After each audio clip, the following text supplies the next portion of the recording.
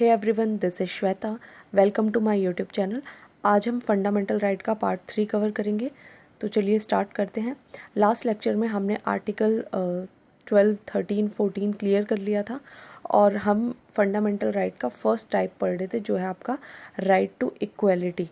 तो right to equality मैंने आपको बताया था, समानता के अधिकार में टोटल आपके आर्टिकल 14 टू 18 तक फंडामेंटल राइट आते हैं। तो इसमें से पहले हमने समानता पढ़ ली थी आर्टिकल 14 में, जिसमें बोला था विधि के समक्ष समानता और विधियों का समान संरक्षण, equality before law and equal protection of law, वो हम कवर कर चुके हैं डिटेल में। आज हम देखेंगे इसके दो और इक्वालिटी के राइट्स, एक है आपका आर्टिकल 15 और एक है आपका आर्टिकल 16। तो आज के लेक्चर में हम यही दो फंडामेंटल राइट कवर करेंगे क्योंकि बहुत इंपॉर्टेंट है, इसे हम डिटेल से समझेंगे। देखिए, आर्टिकल जो आपका 15 है ये भी आपकी समानता की बात करता है। तो इसमें लिखा है कुछ आधारों पर विभेद का प्रतिषेध, यानी ये बोल रहा है आपका कि किसी भी तरीके का भेदभाव नहीं किया जाएगा। अब इसको डिटेल में एक्सप्लेन कर रहा है। तो आर्टिकल 15 में टोटल आपके 5 क्लॉज हैं, 5 क्लॉज है इसके अंदर में। आर्टिकल 15 1, 2, 3, 4, 5। फर्स्ट है आपका आर्टिकल 15(1). इसमें क्या लिखा है कि जो राज्य है, कौन है राज्य, हम आर्टिकल 12 में डिस्कस कर चुके हैं डिटेल से।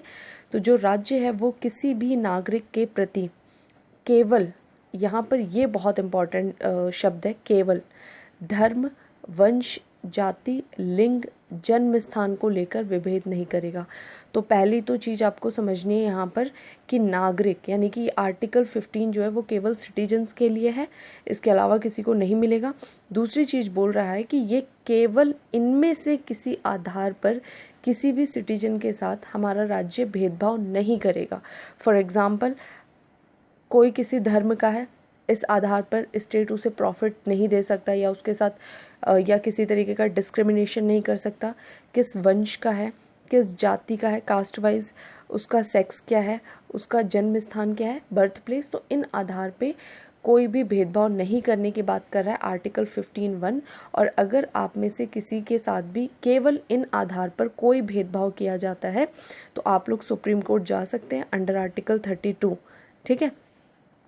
अब देखिए, कोई बोलेगा कि किया तो जाता है भेदभाव, जाति के आधार पे रिजर्वेशन दिया जाता है, सेक्स बेस्ड, जैसे महिलाओं को कुछ प्रॉफिट दिया जाता है, तो जैसे कोई पॉलिसी बनाकर, तो यहाँ पर लिखा है कि नहीं किया जाएगा, फिर यहाँ पे कर भी रहे हैं। तो आपको ध्यान रखना है इसके आगे का ये वर्ड, केवल।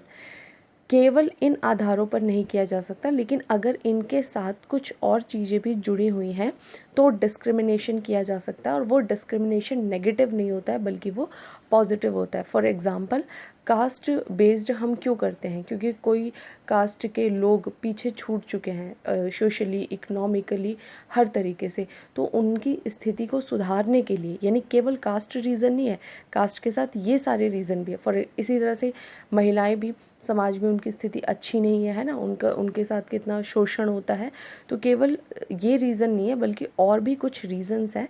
तो अगर और कुछ भी है तो आप डिस्क्रिमिनेशन कर सकते हैं और स्टेट वही करता है। ठीक है, तो आपको ये चीज़ ध्यान रखनी है। आर्टिकल 15, आर्टिकल 15(2) क्या बोलता है, जो बात 15(1) में बोली गई थी सेम वही रिपीट कर रहा है आपका 15(2) में।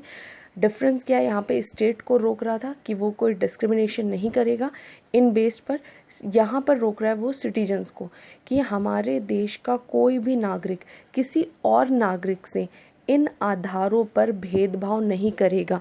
अब इन आधारों पे जो वो भेदभाव नहीं करेगा, तो कहाँ पर वो भेदभाव नहीं करेगा, जैसे कि जो भी आपके सार्वजनिक स्थल होते हैं, जैसे दुकान हो गया, या जो होटल्स वगैरह होते हैं, है ना, रेस्टोरेंट हो गए, या जो सार्वजनिक पार्क हो गए, सार्वजनिक मंदिर हो गए, यानी ऐसी चीज़ें जिसे सरकार ने बना रखा है सभी के यूज़ के लिए, है ना।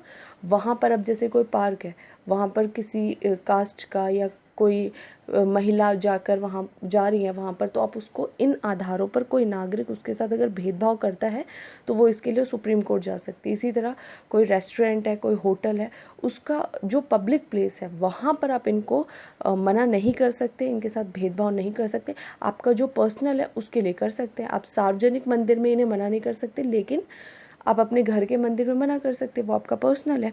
तो यहाँ पर बस सिंपल सी बात ये कह रहा है कि जो राज्य को मना किया जा रहा है आर्टिकल 15(1) में, वही सेम चीज़ राज्य नागरिक को मना किया जा रहा है 15(2) में।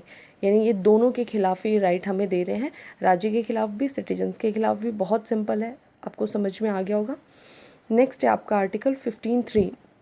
आर्टिकल 15(3) बोलता है कि ये राज्य को अनुमति देता है। देखिए अभी तक तो बोल रहा था कि भेदभाव नहीं करना है, ठीक है। यहाँ से आपको कुछ एक्सेप्शन बताएगा। जैसे 15(3) स्टेट को परमिशन देता है कि वो चाहे तो डिस्क्रिमिनेशन कर सकता है, किसके लिए, बच्चों और महिलाओं के लिए। जैसे महिलाओं के लिए रिजर्वेशन सिस्टम लाया जाता है, जो भी आपकी लोकल बॉडीज़ है, फॉर एग्जांपल पंचायत में, है ना। इसी तरह बच्चों के लिए निःशुल्क शिक्षा, जो फ्री एजुकेशन है। तो आर्टिकल 15(3) जो है वो एक्सेप्शन है।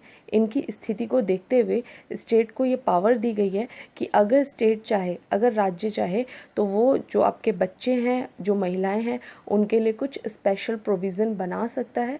अगर किसी बच्चे के लिए, महिला के लिए कोई भी इस तरह की पॉलिसीज़ बनाई जा रही है, कोई डिस्क्रिमिनेशन किया जा रहा है, तो फिर उसके लिए आप सुप्रीम कोर्ट नहीं जा सकते, क्योंकि ये आर्टिकल 15(3) इसकी पावर दे रहा है स्टेट को। बहुत सिंपल सा है, समझ में आ गया होगा आपको। एक तरह से ये एक्सेप्शन है आर्टिकल 15 का। नेक्स्ट है आपका आर्टिकल 15(4). ये भी एक्सेप्शन है। क्या बोल रहा है ये, यहाँ पर भी स्टेट को परमिशन दी गई है कि वह सामाजिक और शैक्षणिक रूप से पिछड़े, ठीक है, ऐसे जो भी लोग जो हमारे देश में सोशली और एजुकेशनली पिछड़े हुए हैं, या फिर अनुसूचित जाति और जनजाति के हैं, उनके विकास के लिए कोई विशेष उपबंध बना सकती है हमारी राज्य। समझ में आ गया। यानी आर्टिकल 15(4) स्टेट को पावर देता है कि जो भी हमारे देश में सामाजिक शैक्षणिक रूप से पिछड़े हुए हैं या अनुसूचित जाति जनजाति हैं, उनके विकास के लिए कोई भी स्पेशल प्रोविज़न बना सकती है। किसी भी फील्ड में उनको कोई विशेषाधिकार दिया जा सकता है, किसी भी तरीके का। यानी ये बहुत डिटेल की बात करता है आर्टिकल 15(4), ठीक है। अब यहाँ पे इसके एग्जाम्पल दे दिए हैं। जैसे विधानमंडल में आरक्षण, आपको पता है कि आपका जो विधान सभा होता है, स्टेट लेजिस्लेचर का, लेजिस्लेटिव असेंबली, डायरेक्ट इलेक्शन वाला, वहाँ पर भी रिजर्वेशन है। इसी तरह पार्लियामेंट का जो लोकसभा है, डायरेक्ट इलेक्शन है, वहाँ पर भी क्या रिजर्वेशन सिस्टम है। तो वो किसके तहत दिया जा रहा है, आर्टिकल 15(4) कि जो पिछड़ गए हैं उनके लिए विशेष उपबंध बना सकते हैं, ठीक है। इसी प्रकार से शैक्षणिक संस्थानों में शुल्क में छूट की बात की जा सकती है कि भाई प्रॉपर ये जो लोग पिछड़े हुए हैं, इनकी फ़ीस जो है वो कम ली जाएगी। इस तरीके को कोई प्रोविज़न जो है वो बना सकती किसी भी फील्ड में, ठीक है। जैसे यहाँ पर एक जगह बात कर रहा है ये पार्लियामेंट की, और एक जगह बात कर रहा है एजुकेशनल इंस्टीट्यूट की, तो बहुत अलग है एक दूसरे से। आगे बोल रहा है, ये बहुत इंपॉर्टेंट है, ये पॉइंट आपको ध्यान रखना है कि आर्टिकल 15(4) आपका ओरिजिनल कॉन्स्टिट्यूशन में नहीं था, ठीक है। आर्टिकल 15(1), 2, 3 यही आपको मिला था 1950 में, और ये जो 15(4) है ये आपका फर्स्ट कॉन्स्टिट्यूशनल अमेंडमेंट 1951 के द्वारा जोड़ा गया था, ठीक है। तो ये आपको ध्यान रखना है। नेक्स्ट है आपका 15(5). ये भी नहीं था ओरिजिनल कॉन्स्टिट्यूशन में, इसको भी बाद में ऐड किया गया है, पहले इसे हम समझ लेंगे। देखिए एक्चुअल में जो 15(4) आया था ना, इसकी कमी को दूर करने के लिए 15(5) लाया गया। 15(4) में तो बात की गई थी कि सरकार किसी भी अपने क्षेत्र में कोई इनके लिए अलग से स्पेशल प्रोविज़न बना सकती है, लेकिन जो भी प्राइवेट एजुकेशनल इंस्टीट्यूशन है ना, जो भी प्राइवेट शिक्षण संस्थान है, वहाँ पर इनको राइट दिलाने के लिए आर्टिकल 15(5) लाया गया, और बोला गया कि यह स्टेट को पावर दे रहा है कि सेम सामाजिक शैक्षणिक रूप से पिछड़ा हो या SC ST के लोग हों, उनके उत्थान के लिए कोई भी छूट संबंधी नियम बना सकती है। लेकिन यहाँ पर डिफरेंस क्या है दोनों में, इसमें और इसमें, ये एजुकेशनल इंस्टीट्यूशन यानी शैक्षणिक संस्थान राज्य से मतलब यहाँ पर स्पेशल मेंशन किया गया है कि स्टेट को पावर दे रहे हैं कि वो इन लोगों के लिए स्पेशल प्रोविज़न बना सकता है। कहाँ पर? जो भी आपके शैक्षणिक संस्थान है उससे रिलेटेड, यानी शिक्षा के क्षेत्र में। तो जो एक यहाँ पे इन्हें कमी दिखी थी उसे यहाँ पे स्पेशल मेंशन किया कि शिक्षा के क्षेत्र में इनके हित में कोई भी नियम बना सकते हैं। और बोल रहा है कि ये आप बोलेंगे कि किस तरह के एजुकेशनल इंस्टीट्यूशन इसमें कवर होंगे, क्या गवर्नमेंट, तो प्राइवेट, तो यहाँ पे सबके लिए बोला है कि चाहे वो सरकार की सहायता प्राप्त हो या ना हो, यानी सरकार ने उसको फाइनेंशियल एड दिया हो या ना दिया हो, इससे कोई लेना देना नहीं है। सारे के सारे इसमें कवर होंगे, चाहे वो सरकारी हो, चाहे प्राइवेट हो, चाहे माइनॉरिटी हो, सारे के सारे शिक्षण संस्थानों में जो है इन लोगों के लिए आरक्षण का प्रोविज़न जो है या फिर रिजर्वेशन सिस्टम ला सकती है। आर्टिकल 15(5) ये बोल दिया आगे कि जो 15(5) है इसको कब जोड़ा गया था? 93rd कॉन्स्टिट्यूशनल अमेंडमेंट 2005 के द्वारा इसे जोड़ा गया। इम्पॉर्टेंट है, ये आपको ध्यान रखना है।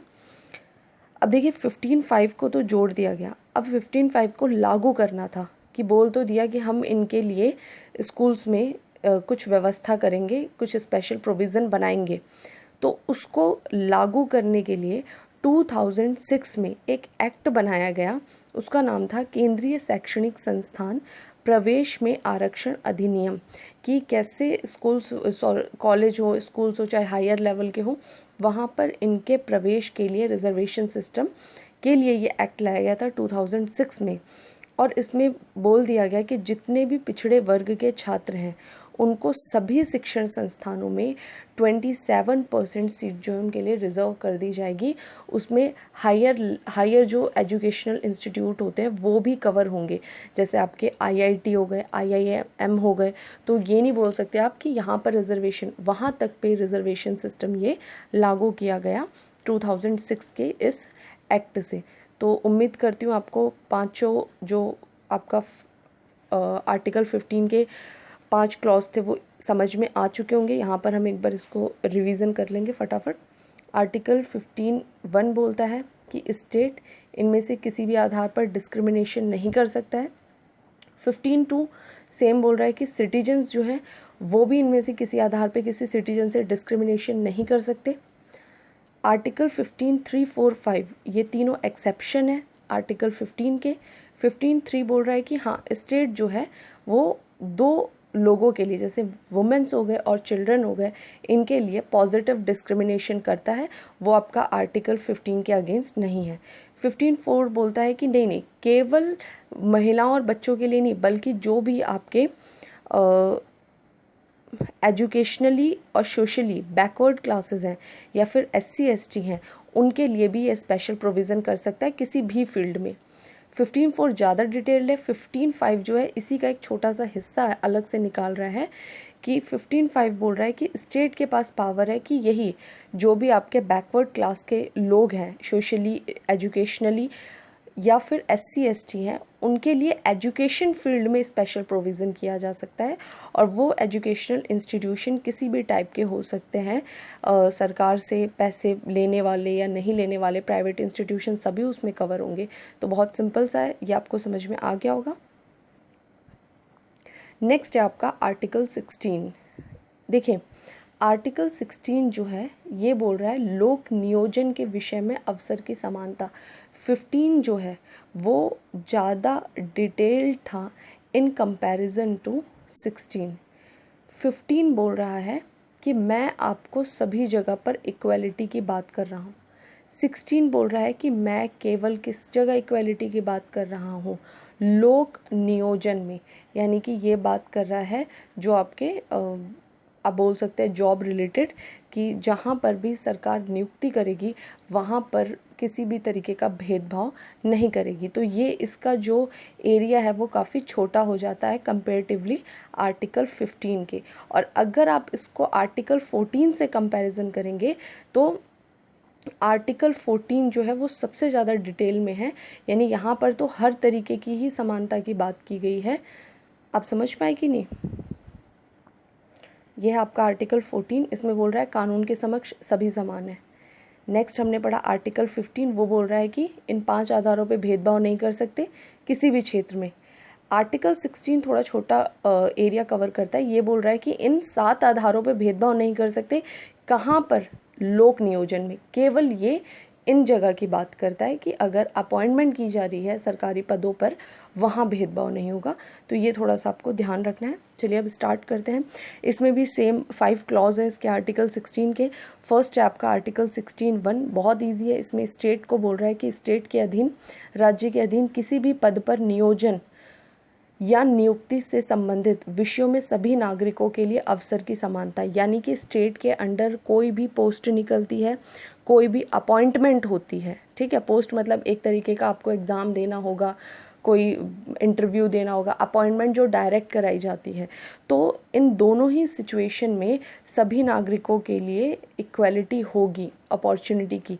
किसी के साथ किसी भी तरीके का भेदभाव नहीं किया जाता है, नहीं किया जाएगा, ठीक है। आर्टिकल 16(1) ये बोल रहा है। तो कल को कोई फॉर्म निकल रहा है या कोई अपॉइंटमेंट हो रही है, आपको लग रहा है कि नहीं वहाँ पर भेदभाव किया गया है, जो नेगेटिव डिस्क्रिमिनेशन है वो किया गया है सरकार के द्वारा, तो आप लोग किधर जाएंगे? सीधे जाइए भाई सुप्रीम कोर्ट। आर्टिकल 32 में उसको लगेगा कि भाई भेदभाव किया गया, तो वो आपका ये राइट दिला देगा, ठीक है। आर्टिकल 16(2) बोल रहा है कि ये सेम यही बात रिपीट कर रहा है, लेकिन यहाँ पर कुछ इसने पॉइंट्स बता दिए हैं कि राज्य किसी नागरिक के साथ केवल धर्म, वंश, जाति, लिंग, जन्म स्थान, देखिए ये 5 पीछे भी हमने पढ़े हैं, यहाँ पर 2 और ऐड हुए, एक नस्ल और एक निवास स्थान, कि राज्य जो है वो इन 7 आधारों पर किसी भी रोजगार व कार्यालय के लिए किसी भी नागरिक को अयोग्य नहीं ठहराएगा। आर्टिकल 16(1) बोल रहा है कि सभी को इक्वल अपॉर्चुनिटी देगा, और आर्टिकल 16 बोल रहा है कि किसी भी इनमें से 7 आधार पर, किसी भी आधार पर किसी को अयोग्य नहीं ठहराएगा कि भाई तुम इस पद पर नहीं जा सकते क्योंकि तुम इस जाति के हो, क्योंकि तुम महिला हो, या आप किसी प्रॉपर नस्ल के हो, किसी वंश के हो, आपका निवास स्थान ये है या आपका जन्म स्थान ये है, ना पॉजिटिव ना नेगेटिव। तो बोल रहा है कि आर्टिकल 16(2) बोल रहा है कि इन आधार पर भेदभाव नहीं कर सकते, और 16(1) बोल रहा है कि सभी को इक्वल अपॉर्चुनिटी दी जाएंगी, ठीक है। अब यहाँ पर भी एक्सेप्शन चालू हो गए। आर्टिकल 16(3) एक्सेप्शन है, और ये पार्लियामेंट को पावर दे रहा है, ये ध्यान रखना है। यहाँ पर स्टेट की बात नहीं करी जा रही, केवल पार्लियामेंट की बात की जा रही है। स्टेट बहुत बड़ा एरिया कवर करता है, मैं आपको डेफिनेशन में समझा चुकी हूँ आर्टिकल 12 में। पार्लियामेंट जो है वो बहुत छोटा एरिया कवर कर रहा है। बोल रहा है कि पार्लियामेंट चाहे तो वो किसी रोजगार के लिए निवास की शर्त आरोपित कर सकती है, ठीक है। अभी बोला था कि हम निवास स्थान के आधार पर भेदभाव नहीं करेंगे। जैसे कि आप यहाँ के व्यक्ति हैं तो ये जॉब केवल आपको ही मिलेगी। 16(2) बोल रहा है नहीं, आप निवास के स्थान पर, निवास के आधार पर भेदभाव नहीं करोगे। 16(3) पार्लियामेंट को स्पेशल पावर दे रहा है कि ये चाहे तो किसी इलाके के लिए रोजगार में निवास की शर्त लागू कर सकती है। ऐसा क्यों लाया गया? क्योंकि भाई होता है कि किसी स्टेट में कोई प्रॉपर इलाका होता है, काफ़ी पिछड़ा होता है ना, तो इसलिए वहाँ पर ये रोजगार में निवास की शर्त ला दी जाती है, ताकि वहाँ के लोगों को ये अपॉर्चुनिटी मिल सके और वो लोगों का डेवलपमेंट हो सके। तो ये नेगेटिव डिस्क्रिमिनेशन नहीं है, किसी के साथ भेदभाव नहीं किया जा रहा है, बल्कि एक तरह से जो पिछड़े हुए हैं उनको इक्वल लाने की कोशिश की जा रही है, और ये पॉजिटिव डिस्क्रिमिनेशन है। तो यही बात कर रहा है आपका आर्टिकल 16(3) कि पार्लियामेंट निवास की शर्त जो है वो लगा सकता है, ठीक है। ध्यान रखना है। 16(4) भी आपका एक्सेप्शन है, बहुत डिटेल में समझना पड़ेगा हमें। 16(4) के अंदर में 2 सब क्लॉज भी हैं, 16(4)(1) एंड 16(4)(2), उसे हम अभी देखेंगे। 16(4) बोल रहा है कि राज्य नियुक्तियों के आरक्षण की व्यवस्था कर सकता है, यानी स्टेट को पावर है कि वो नियुक्तियों में आरक्षण, रिजर्वेशन सिस्टम ला सकता है। लेकिन ये रिजर्वेशन सिस्टम जो लाएगा अपॉइंटमेंट में, ये कब लाएगा? अगर इसे लग रहा है कि कोई ऐसा राज्य का पद है जहाँ पर उस प्रॉपर किसी वर्ग का समान प्रतिनिधित्व नहीं है, है ना, उसका एडिक्वेट रिप्रेजेंटेशन या फिर प्रोपोर्शनल पार्टिसिपेशन नहीं है। फॉर एग्ज़ाम्पल मान लीजिए सरकार के द्वारा बहुत सारी पोस्ट निकाली गई है ना, और उसमें लग रहा है कि ये जो प्रॉपर ये वर्ग है इसके लोग जो है यहाँ पर बहुत कम पहुँच रहे हैं या ना बराबर पहुँच रहे हैं, तो इस तरह के किसी वर्ग के लिए, किसी पिछड़े वर्ग के लिए राज्य जो है वो रिजर्वेशन सिस्टम ला सकता है, लेकिन ये कंडीशन फुलफिल होनी चाहिए कि उसका वहाँ पर जो है प्रोपोर्शनली पार्टिसिपेशन जो है वो काफ़ी कम हो, तभी स्टेट जो है उसके लिए रिजर्वेशन सिस्टम ला सकता है। और आज पूरा का पूरा जो आप देखते हैं जॉब में रिजर्वेशन सिस्टम है, उसमें ये आर्टिकल 16 के आधार पर ही मिल रहा है, इसे हम अभी देखेंगे। नेक्स्ट है आपका आर्टिकल 16(5). यहाँ ये भी एक्सेप्शन है, यहाँ बोल रहा है कि कानून के द्वारा किसी संस्था या इसकी कार्यकारी परिषद के सदस्य की किसी धार्मिक आधार पर व्यवस्था की जा सकती है। मैं आपको सिंपल लैंग्वेज में समझा देती हूँ। मान लीजिए कोई आपका धार्मिक संस्थान है, ठीक है, तो बोल रहा है कि अगर कोई धार्मिक संस्थान है उसका कोई एग्जीक्यूटिव क्या बोलते हैं काउंसिल बनाया गया है कि ये जो है यहाँ का पूरा इस धार्मिक संस्थान का मैनेजमेंट देखेगी ये संस्था, तो इस तरीके की संस्था में अगर जो जॉब निकाली जाती है वहाँ पर धर्म के आधार पर भेदभाव किया जा सकता है। अगर मंदिर का है तो यहाँ पर जो अपॉइंटमेंट होगी वो प्रॉपर हिंदू की ही कराई जा सकती है।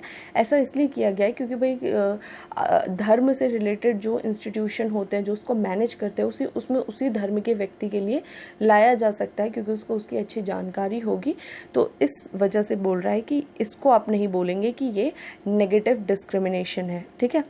तो इसको हम फटाफट देख लेंगे। आर्टिकल 16 के जो है 5 क्लॉज है। पहला बोल रहा है आपका, देखिए यहाँ से देख लेते हैं हम।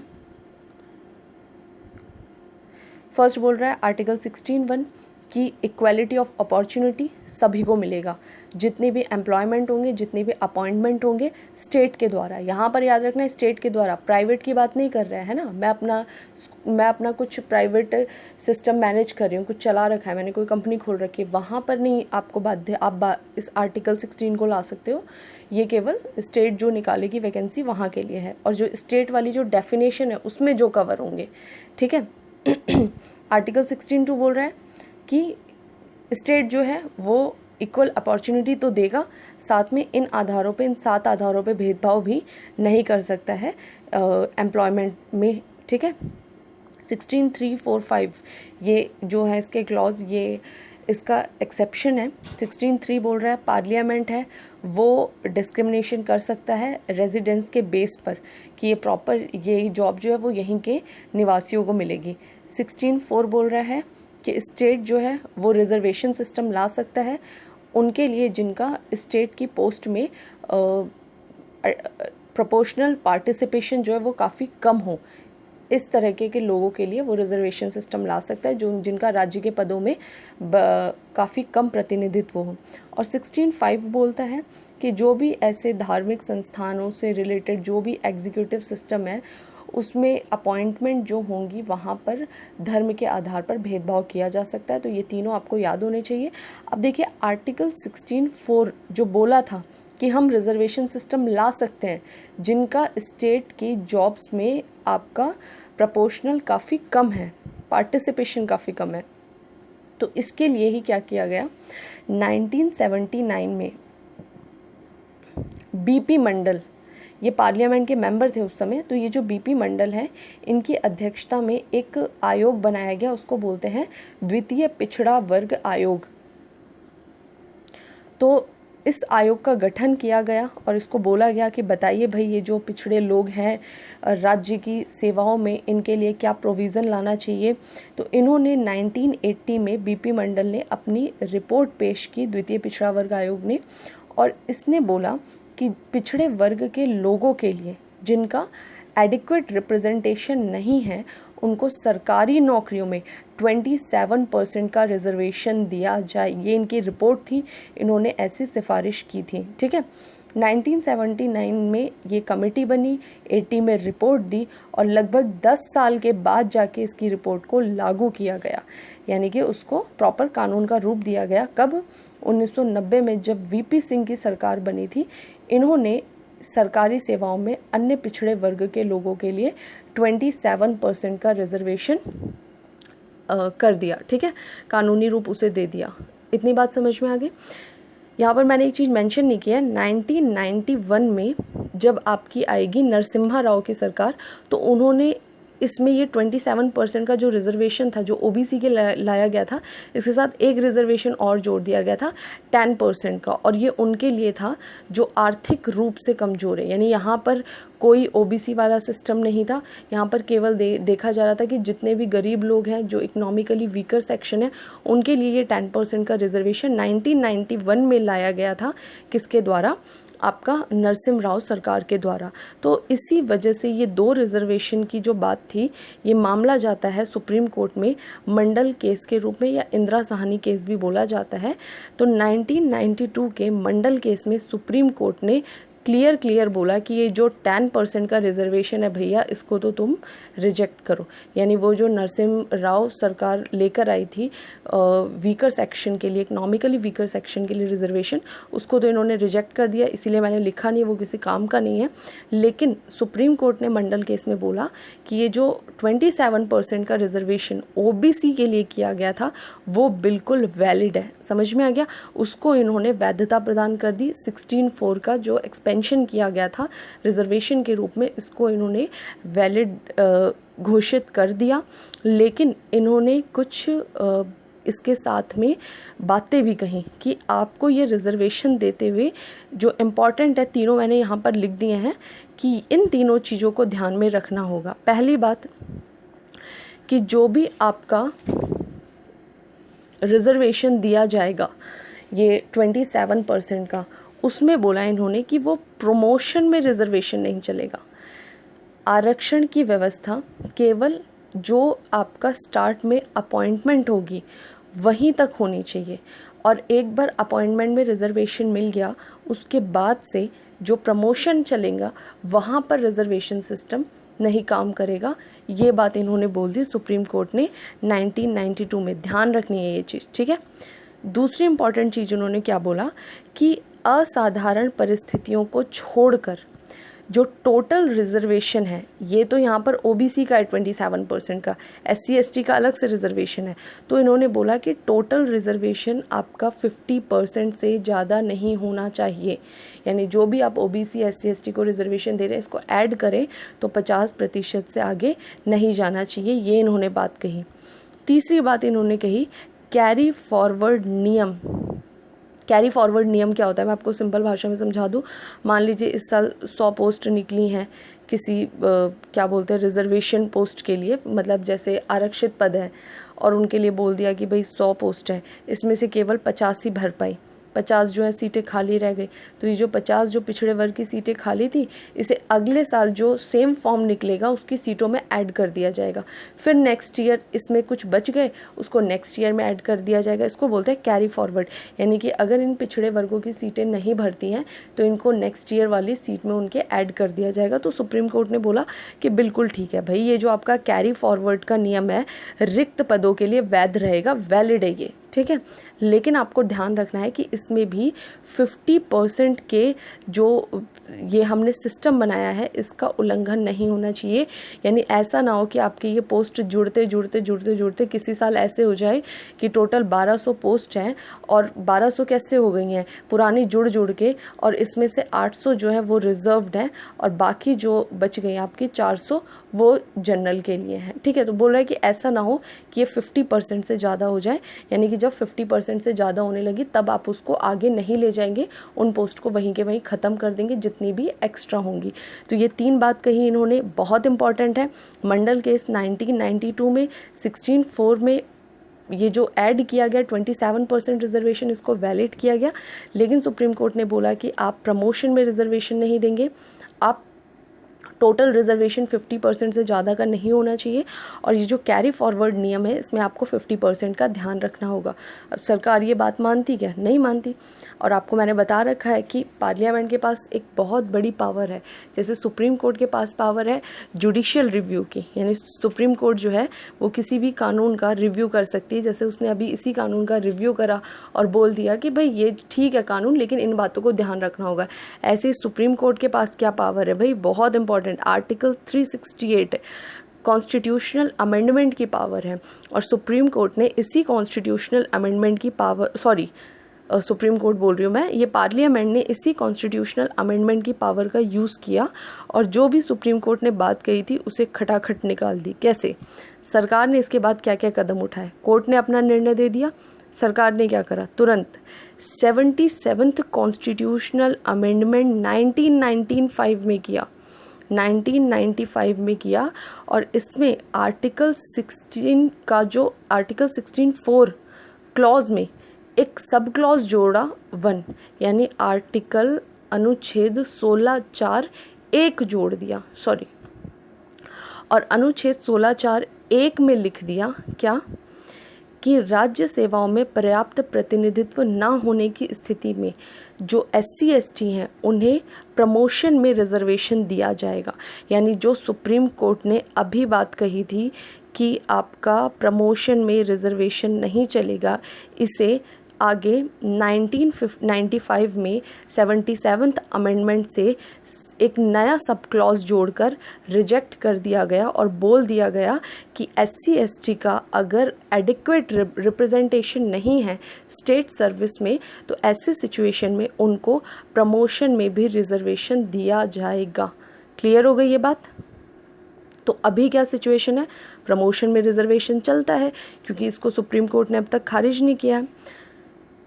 लेकिन 85th कॉन्स्टिट्यूशनल अमेंडमेंट 2001 से इसी में एक और चीज़ ऐड की बाद में पार्लियामेंट ने, क्या कि हालांकि प्रमोशन में रिजर्वेशन देगी लेकिन जो SC ST के लोगों के बीच में परिणामिक वरिष्ठता को देखा जाएगा कि उनमें कौन सीनियर है, उस सीनियरिटी बेस्ड पर उनको रिजर्वेशन दिया जाएगा। ठीक है, तो एक तो उनको रिजर्वेशन दिया जाएगा प्रमोशन में और आपस में उनमें सीनियरिटी को देखा जाएगा। ये जोड़ा गया था 2001 में। अच्छा, आगे बोल रहा है, यहाँ पे मैंने अभी आपको पॉइंट बताया था कि ये जो कैरी फॉरवर्ड है ये 50% से ज़्यादा का नहीं होगा। इसको कैसे खारिज किया पार्लियामेंट ने? तो 2000 में इसको जाकर इसको रिजेक्ट किया। कैसे?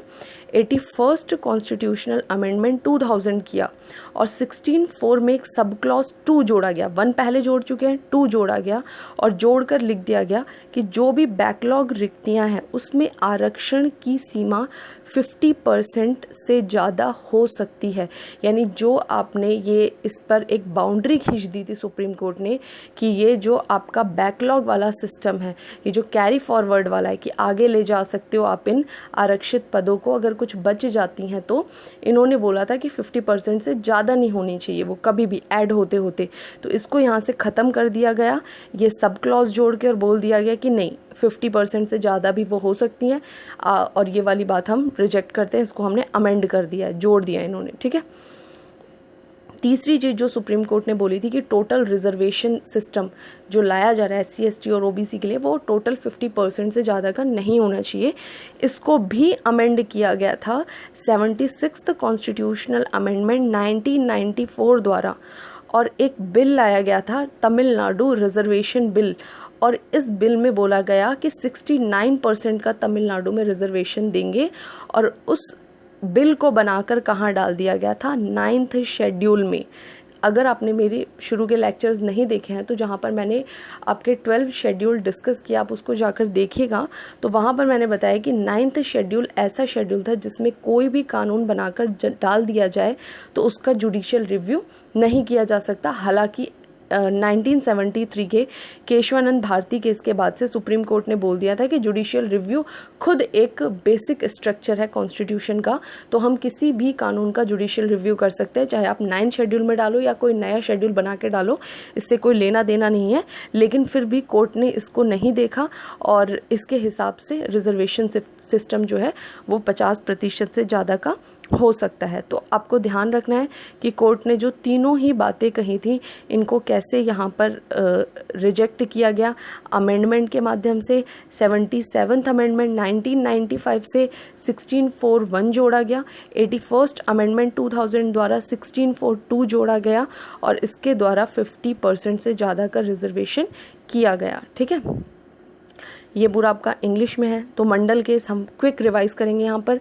1979 में क्या बनाया था आपका, सेकंड बैकवर्ड क्लास कमीशन बनाया गया था, और वो किसके चेयरमैनशिप में बनाया गया था, बीपी मंडल के। उसने क्या रिकमेंड किया था, 1980 की अपनी रिपोर्ट में उसने बोला था कि 20% का रिजर्वेशन होना चाहिए गवर्नमेंट जॉब्स में फॉर ओबीसी, ठीक है।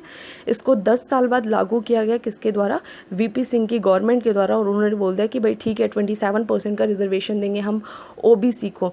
अब ये मामला जाता है 1992 के मंडल केस में, और इसमें सुप्रीम कोर्ट बोलती है कि ठीक है आपने जो 27% का रिजर्वेशन दिया बिल्कुल ठीक है, वैलिड है, लेकिन उसमें हम कुछ कंडीशंस लगाएंगे। ये तीनों कंडीशन है, क्या क्या हम देख चुके हैं कि रिजर्वेशन जो है उसमें प्रमोशन में रिजर्वेशन नहीं चलेगा, कैरी फॉरवर्ड 50% से ज़्यादा का ना हो, टोटल रिजर्वेशन 50% से ज़्यादा का ना हो। तीनों को हमने कैसे खारिज किया, 77th अमेंडमेंट द्वारा हमने प्रमोशन में रिजर्वेशन लेकर आए, 81st अमेंडमेंट के द्वारा हम कैरी फॉरवर्ड 50% से ज़्यादा का लाए, और एक और अमेंडमेंट है जो मैंने इधर लिखा हुआ है, इसमें आपने देख ही लिया है, इंग्लिश में नहीं लिखा है, 76th अमेंडमेंट 1994 के द्वारा 50% से ज़्यादा का रिजर्वेशन तमिलनाडु में 69% का अप्रॉक्स लाया गया था। तो ये यहाँ पर आपका कंप्लीट हो जाता है।